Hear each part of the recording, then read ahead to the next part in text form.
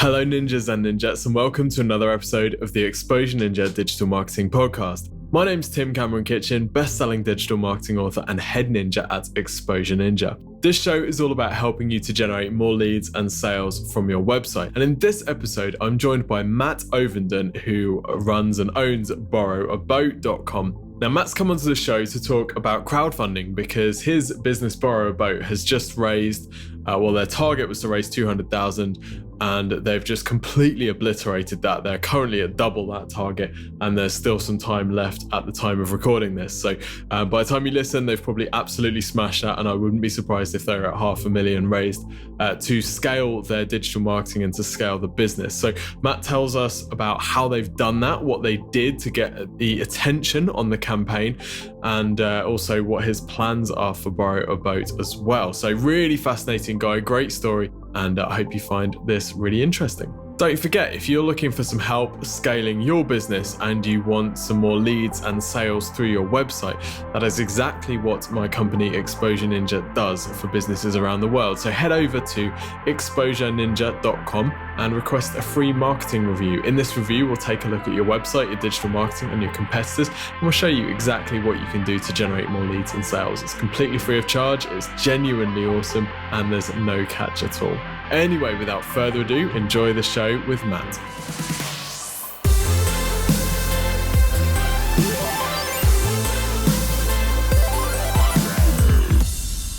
Matt, welcome to the show. Hi, Tim. Thanks for having us on. No worries. So for people who are unfamiliar with Borrow a Boat, perhaps you could give us a quick elevator pitch, I'm sure you've done that a few times in the last month, about what the business is and what you're doing with it at the moment. Sure, absolutely. So Borrow a Boat is the easiest way to describe it is like an Airbnb for boats. We're letting private boat owners charter their boats out for extra revenue, and we're bringing these boats to the charter market at the same time. So we're helping boat owners, we're helping charterers. Been going just under a year now, and we've got over 13,000 boats on the website across 60 countries. And we're trying to make boating more accessible. We're trying to open it up, make it more affordable, bring more choice, make it flexible, easy to book, accessible, and no experience is required because you can add a skipper to any of our boats. Fantastic. And you're going through crowdfunding at the moment, which we'll talk about later. But before we do that, I just want to ask, how did you identify this market? Why choose boating and why choose this approach? Sure. Okay. I mean, so I've done a few startups, but not in the boating world. I've done 3 in the clean tech space and renewables the last few years. And I was exiting one last year. But boating was in my mind, I think, because I grew up boating. And so I've always been relatively close to it. But I was thinking of buying a boat and getting into boating last year as I was leaving this last company. But it was struck by the poor financial case for actually owning a boat. High upfront cost, high running costs, and just a few weeks usage every year. And it got me thinking about boats quite a lot at a time when I happened to have just left my last business. So I probably had time to mull it over and was looking for the next business idea. And separately, I love the sharing economy. I've been studying and working in sustainability previously, and the sharing economy, I believe, is a sustainable principle. Shared use of assets and monetizing underutilized assets and evolving things from a product where everyone has to own their own one to a service where multiple people can consume the same product is ultimately a great principle of the future in our times. We've had our household names appear in the last few years, such as Airbnb, Uber, Spotify, Zipcar, all transforming our lives, driven by the internet. So it's the biggest digital trend of our age is the sharing economy, and I'm fascinated by it. I'm a regular user of it, and I'm thinking about where it's going to go next. Boats seems like an obvious one. They're the most underutilized asset. They must be. They sit there 300 plus days a year in marinas. Marinas are full of boats that don't go anywhere, and owners are generally a dissatisfied bunch. So it just seemed like the right fit, and no one was doing it. So we thought it's something I know a bit about. I know about growing businesses. I know a bit about boats. I know a bit about the sharing economy. So let's give this a go. And from that initial idea, Airbnb of boats is such a compelling tagline, isn't it? How did you identify the demand, and how did you ascertain that there was a valid business case for this? Sure. So, I mean, we did a whole period of research. We went talked to lots of boat owners. We went down to the Mediterranean, spoke to lots of boat owners down there, marinas, and it was becoming clear that it is a common pattern even in the Med, even in the hot countries where you think they would sell the boats much more often.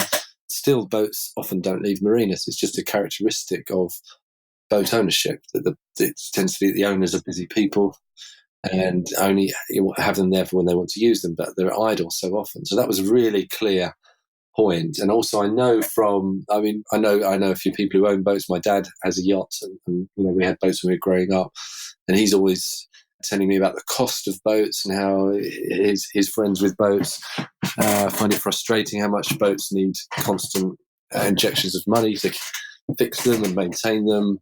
So I knew that side of it. I knew the boat owner side of it. And then the charterer side of it is, I'm the customer, I guess. I was looking for boats to charter. I was looking for a catamaran I've got young kids, and I couldn't find one for love or money to charter in the UK. I was thinking, this is ridiculous. There's loads of them in the marinas. The marinas are full of the boats that I would love to charter, but they weren't available to charter. So I was seeing that everywhere. So I thought there's a real gap in the market, and charter boats do exist, but they're quite expensive. They're going up and up and up, and the choice isn't huge. So yeah, that was the two sides to it, really. Then we researched it. We spoke to boat owners, and people were very keen to list their boats, and people were very keen for more choice of charters. So we sort of went from there. And you've built quite a digital marketing focused team, haven't you? How did you decide who to put in place, and what was your strategy around building the team? How many people did you decide that you needed, and how did you go about that? Yeah, well, it was a case of, we knew this needed to be a tech company. This needed to be a tech company driven by the internet, online, with digital marketing, with an app, which we're planning now for next year, with a great website. And part of making it accessible, it needed to be that sort of business. So we started learning lots about digital marketing and SEO. My last businesses haven't been digital tech companies necessarily. They've had aspects to do with that. So it was a case of learning. We started working with a great web developer who was a great fit for us. And we started learning a lot. And we started the web project. I've read a book called The Lean Startup, which is a great book, which is a big, the whole mantra of that book, I recommend to anyone who's interested, is to get to market as fast as possible, test yourself, dip your toe in the water, so to speak, and get feedback from the market as soon as possible before you spend much money on anything. So in line with that, we built a minimum viable product website early on, got to market, started getting feedback, and then we could tell what the market was telling us and where we needed to go with it. And from there, we started. The website has got a hub of the whole company, so we're focusing on that first. And our web developer has been a great partner for us. And we sat in a room one day and reviewed all of the competitor sites, one after the other, and it's a darkened room. And at the end of it, he said, "Well, Matt, I have to tell you, there's not a huge amount of great competition in this space." And in the next breath, he asked me if he could invest in the company. And now our web builder is now an investor as well. Love it. So from there, you've gone on to crowdfunding, and the reason for the show today is your incredible success with the current crowdfunding campaign. At the time of recording, we still have 6 days left. And where are you at currently with your target? So we're at 189% at the moment. We're setting out to raise 200,000. We're on 378,000 as of today, and hoping to get up over the 200% mark if we can before the end. Incredible. So you've absolutely smashed your target. Before we talk about how you did that, why did you decide that crowdfunding would be the best option to fund your growth? It seemed to lend itself to us. I mean, peer-to-peer is a way of peer-to-peer funding, and we're a peer-to-peer business, peer-to-peer charter. So there seems to be a natural affinity for us in that sense. I mean, it works well, particularly for B2C businesses as well, which we are. And I think it works well for companies that are relatively simple to understand quite quickly, which I believe is the case with us as well. So, it just seems like the right fit. We've done 2 crowd raises this year. The first one was on Angel's Den, which was a smaller Angels round, and then this is the big public one on Crowdcube. But yeah, I mean, I think it's something that's relatively simple for people to grasp and understand, and perhaps hopefully get behind it quite quickly. So it seems to lend itself to it. And what are you planning to do with the money? Okay, so yeah, we've got a whole plan for next year. For us, it's about marketing this business to the massive global charter market next year, and bringing new people into boating, we hope. This 2017 has been very much about building the web platform and collating our supply side of boats now, which is over 13,000 or so as of today. So we've been sort of head down working a building, and we haven't done a great deal of marketing of the product yet. We've been taking bookings all year, despite not doing it. It's people who've come across us have booked, but this is about a coordinated marketing strategy next year: PR, digital marketing, boat show appearances, a variety of whole marketing mix to get us out there. And obviously you've proven your marketing chops by managing to overfund your campaign so much. I always think that crowdfunding is a bit like Ninja Warrior, where you get loads and loads of entrants, but very few people or very few companies actually escape with the funding that they need. So maybe we can talk about what you've done to get such huge overfunding. So you mentioned that you used, was it AngelList earlier, and now you've gone on to Crowdcube. How did you decide on the particular crowdfunding platform which you were going to use? Okay, so yeah, earlier on, we were very early. We were a few months in. We still had a minimum viable product.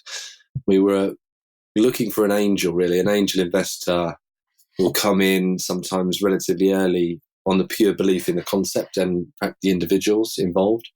Rather than a lot more. We didn't have much more than that at the time. We did have a plan and stuff, but at that stage, it's very much about the gut feel, and do you back this idea and these people or not, really? And so I think we felt we were a good fit for an angel early on at that stage, and that we successfully raised earlier in April this year enough to build out the commercial web platform, which was what that round was all about. And we did that, and later in the year, we've got the web platform built.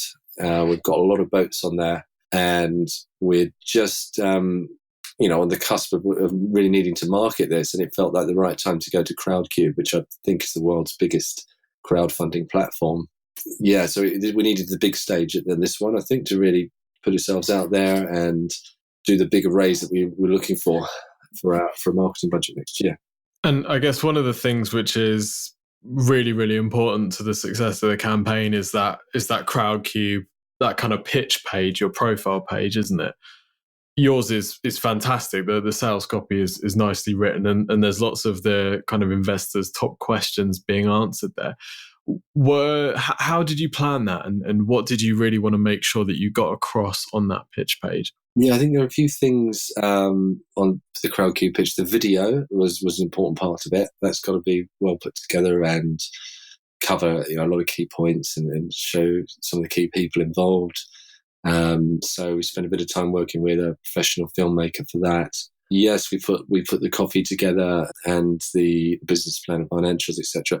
One of the other things you may notice on there is the rewards down the bottom, which has been an interesting aspect of this. So we were actually mentioning this Crowdcube round to our mailing list of largely sailors, which we've collated through attending a few boat shows this year. And we've linked investing in Borrow a Boat to discounts on boat charters. Because there's the whole school of thinking. There's a great book by Seth Godin called Tribes, which is all about you've got to build your tribe of core evangelical customers when you're starting out. And you need to sort of try and lock people in as loyal to your company who will promote you far and wide. And I think this is one of the best things about the crowdfunding platform as well as a marketing platform. So we've got, when sailors have invested in Borrow a Boat, there's a very good chance when they want to book their next boat, they'll do it with us. And they can be a great source of repeat business. So we've kind of linked the round to chartering boats as well. So if they've invested a certain amount, they can get 10% off their next charter or off their next 5 charters.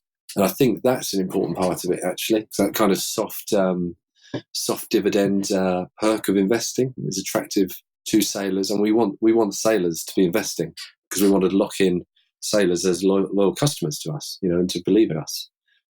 So that was an important part of the campaign as well. You mentioned the video, which is an easy thing to get very wrong. Why did you choose to do it professionally, and how did you think about what was going to be included in the video? Yeah, I mean, it is. You can see the standard of the pitch videos on Crowdcube is pretty high, and I think if you don't follow suit, you're going to stand out. It's below average. So there's a level of the quality on there that we need to be in line with and above if we could. So we had it professionally shot, mainly at one of our events that we were exhibiting at the Southampton Boat Show. We wanted to include first-hand testimonials from customers and boat owners and investors who had invested in the company and were investing again. So I think that's quite powerful as well, having first-hand accounts on the video. I'd recommend that to anyone if you can, who's putting a video together for something like this. And it was a case of don't make it too long, because people will switch off after about 2 or 3 minutes. I think people lose interest. Even if they've got on there to look at pictures, it tends to be the case, I'm told.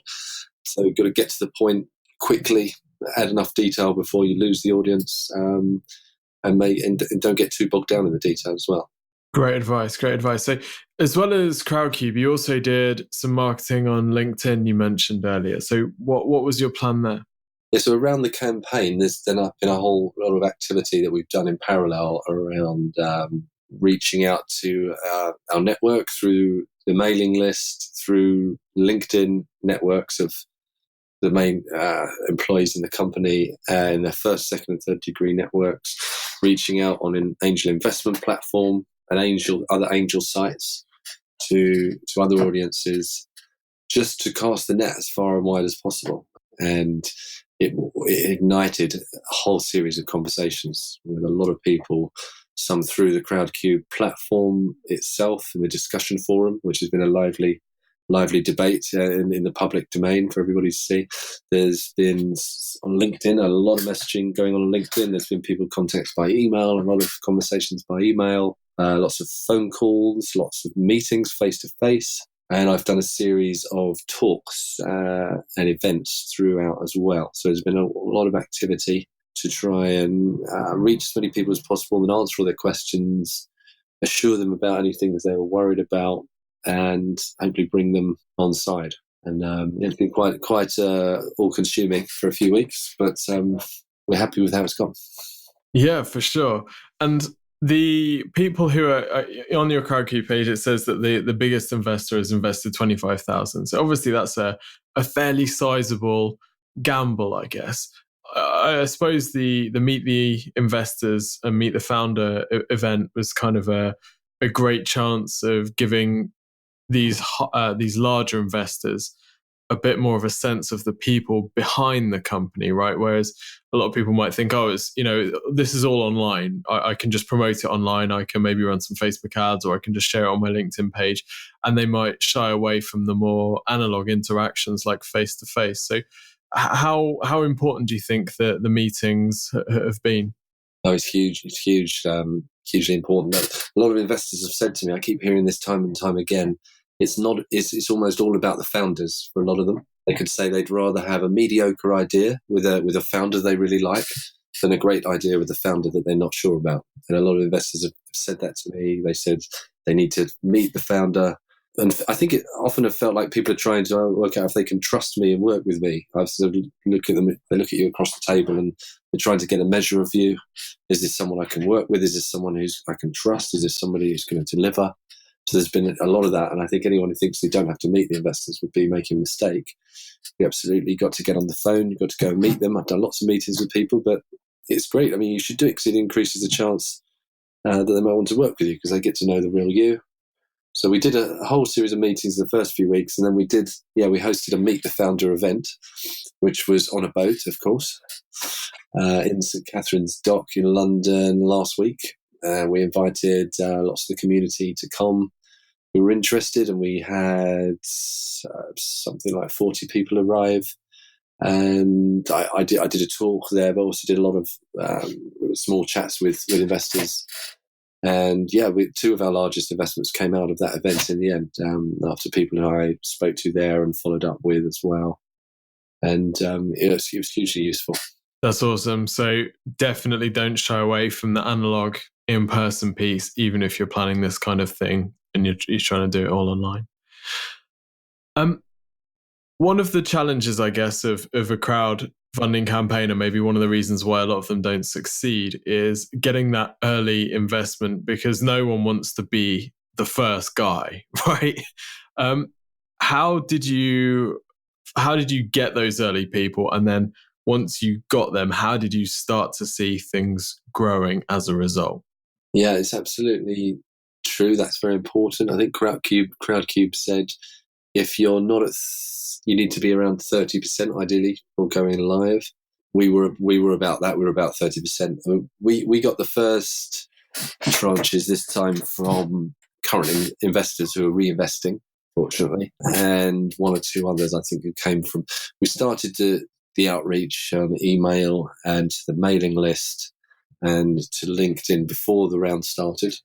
And what we did actually is we were live in private mode for a little while before we were live publicly. So for just people who were on our mailing list and knew us were given a first look at the round and had the opportunity to invest before it was public. And through a combination of all of that and the current investors, we were at 30% when they sort of switched it over to public, which was on one particular Monday. They turned it to public about 4 p.m. It was 30%. And it took off like a rocket and went over 50% within about 4 hours, which was extraordinary. That's one of the most important things. I think there's two really important things to do. And one of them is to have 30% sort of in the bag if you can, because it is a real momentum thing. You could have the same pitch could be up there with 2% on it and no one would invest in it, and exactly the same pitch on there with 95% and everyone would invest in it. It's a real momentum thing, and investors are watching the other investors. The other thing is the valuation, which I think is a key variable that if you don't get it quite right, it can hold you back. I think that's the other one I'd say is very careful, needs careful consideration. The valuation, the classic Dragon's Den, I want 5% for 200k and laughed out the room before they even start. So once you started to get momentum, how did you capitalize on that? For example, when you hit your funding goal, did you do any promotion, any marketing around the fact that this was now fully funded and people needed to jump in if they wanted to be part of the overfunding? Yeah, there's been a whole comms plan throughout the raise, which started with day one that we were live, day 2, day 3 about how it was going, sort of day 7 how the first week was going and what target we were up to. And I think we certainly told everyone when we went past 100%. And in between that, we dropped in pitch updates and news stories. For example, we had a leading sailing journalist back us, one of the former editors of the key sailing magazine, decided to invest in us because he thought it was the right thing for the industry and was joining our team. So we made a video actually of him talking about us and did a news update on the round about that, which caused quite a reaction. So it was a combination of status updates, where you don't want to bore people, so you don't want to be too often communicating. I think every few days is probably about right, as long as it's something relevant, and then combined with a news story as well. And we have to sort of send the messaging out through all the variety of platforms, through LinkedIn, Crowdcube, email. Yeah, comms is extremely important before, during, and after. And when the campaign does wrap up in 6 days, do you have like a wrap party or anything planned? Like, what do you do? Go to sleep for a week? We might have a little celebration of some sort. We raised a glass the other night at the Meet the Founder event because we were past 100% at that point. So we did a little raising of a glass that evening. At the end, it'll be a case of going through the closeout process and then planning the next steps for the new year. We'll be right up on Christmas by that point. I'm sure we'll do something. I'm curious, Matt, if you were to do this again in January or whatever, what would you do differently this time? I think we would follow the same sort of pattern, to be honest, because we're pleased with how it's gone. So we would do the comms plan, as we have, we would do the events. What would we do differently? I'm not sure we do a huge amount differently, just because we're still in it and we're pleased with how it's going. So the events has been good, and linking it to our customer base. Maybe there'll be ways we could have done that even more. But that's been one of the really important things, I think, because hopefully it will give us a sort of launch into next year. We've got 540 investors invested so far. Lots of them are owed discounts or charters of some sort. So if a lot of those 500 people started booking boats, it gives a great launch into towards next year's bookings target. Interesting. Yes, the gift that keeps on giving, huh? Yeah, I think our target for next year, if all 500 investors borrowed a boat, we would have smashed the 2018 bookings target already for the whole company. So it's a great marketing tool from that point of view. It can launch you into your next year of sales. It can launch your sales pipeline. And I guess by bringing on the sailors, the inventory, the suppliers, if you like, as investors, they're also really invested in the company's success. So you've just made 540 influencers who are eager to talk about and promote the brand as well. Yeah, exactly. It's been shown that people who invest in crowdfunding campaigns often get very passionate about the company they've invested in and are very evangelical and will tell their friends about it. And if you were a sailor and you'd invested in Borrow a Boat, it wouldn't be in your interest to book your next sailing holiday anywhere else, because you'd be going against your own investment, wouldn't you? So it really has been.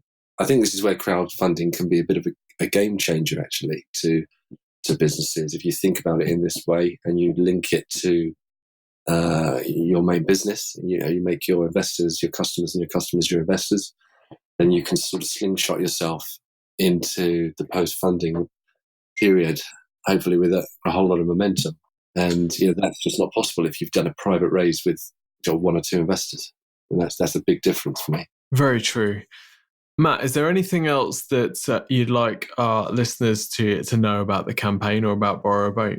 If anyone's looking to borrow a boat, I suppose feel free to come and see the boat shows or get in touch. I'm happy to share experiences about crowdfunding. We're planning to follow the well-trodden path of a tech startup, going through seed funding rounds, Series A, and growing the customer base in the same way. And I'm a big fan of crowdfunding, so I'd really recommend it for the reasons we've said here. It can really help your business, and it can be. Some investors have been slightly questioning sometimes because there is a fee that you obviously have to pay to Crowdcube. They're a business as well, and some investors have said, "What about this fee you're paying to Crowdcube?" And we've said, you've got to view it as a marketing cost, because actually it's given us potentially hundreds of customers. It's helped with the raise for first and foremost, but then other potential customers and potentially a slingshot into the next year of business. So, I think that is a great way of spending marketing budget, and I think it should be viewed that way. But otherwise, I'd highly recommend it to anyone who's thinking of doing it. Fantastic, Matt. And where can people find out about you and, of course, Borrow a Boat? borrowaboat.com, that's us. Feel free to get in touch with us through there, info@borrowaboat.com, and we'd love to hear from you. Thank you, Matt, so much for sharing your experience. Congratulations again on absolutely smashing the target, mate, and I wish you all the best in your future endeavour. Great, thanks very much, Tim. It's been a pleasure.